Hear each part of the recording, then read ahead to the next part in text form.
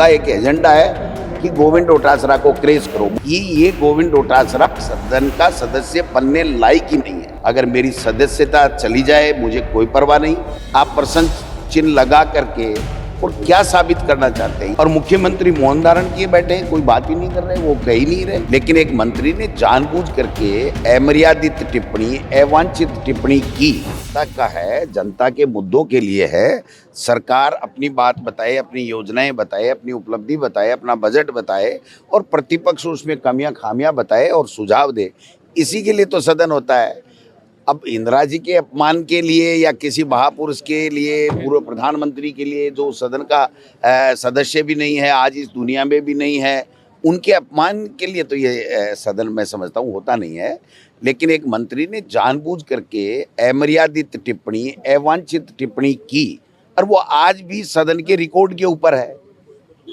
और मैं डास तक गया और मैंने खेद प्रकट कर लिया। बात खत्म हो जानी चाहिए।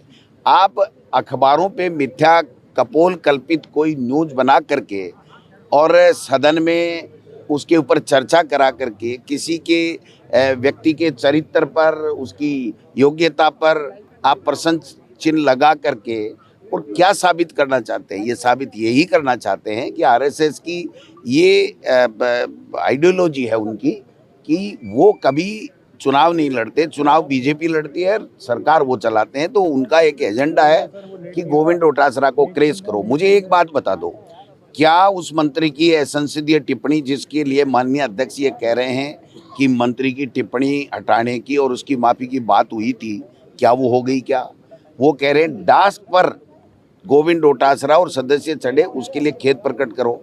मेरा रिकॉर्ड के अंदर डेस्क पर चढ़ने के लिए खेद प्रकट है। वो कह रहे हैं साहब सदन स्थगित था तब कुछ कह दिया, तो वो अखबारों में छपा, वो सही नहीं छपा, ऐसी बात नहीं थी, फिर भी मैंने उसके लिए भी खेद प्रकट कर दिया।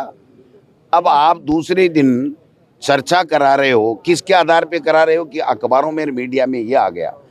एक नहीं हजार उदाहरण लोकसभा के, राज्यसभा के, सुप्रीम कोर्ट के हैं कि आप मीडिया के आधार के ऊपर सदन में चर्चा नहीं करा सकते।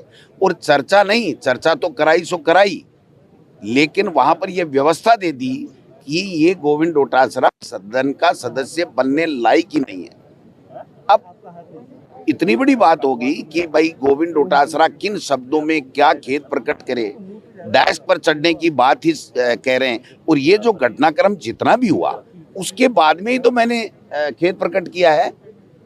जो सदन स्थगन के दौरान कोई विधायकों को बोला, कुछ भी चर्चा हमारी हुई होगी, उसके बाद में ही तो खेद प्रकट किया है। तो अब उसको आधार बना करके कि इसकी सदस्यता चली जाएगी और ये चली जाएगी, मैं कहता हूं कि इंदिरा जी के सम्मान के लिए अगर मेरी सदस्यता चली जाए मुझे कोई परवाह नहीं। मैं कभी जिंदगी में दोबारा जनप्रतिनिधि नहीं बनूं, ऐसा कानून ये बना दें, मुझे कोई परवाह नहीं। लेकिन वो सम्मान जब वो चेयर का चाह रहे हैं और पूर्व प्रधानमंत्री भारत रत्न, उसका सम्मान की उनको परवाह नहीं है, उसको जस्टिफाइड मदन राठौड़ जी भी कर रहे हैं, इनका प्रभारी गुप्ता जी भी, अग्रवाल जी भी कर रहे हैं और मुख्यमंत्री मौन धारण किए बैठे हैं, कोई बात ही नहीं कर रहे, वो कह ही नहीं रहे।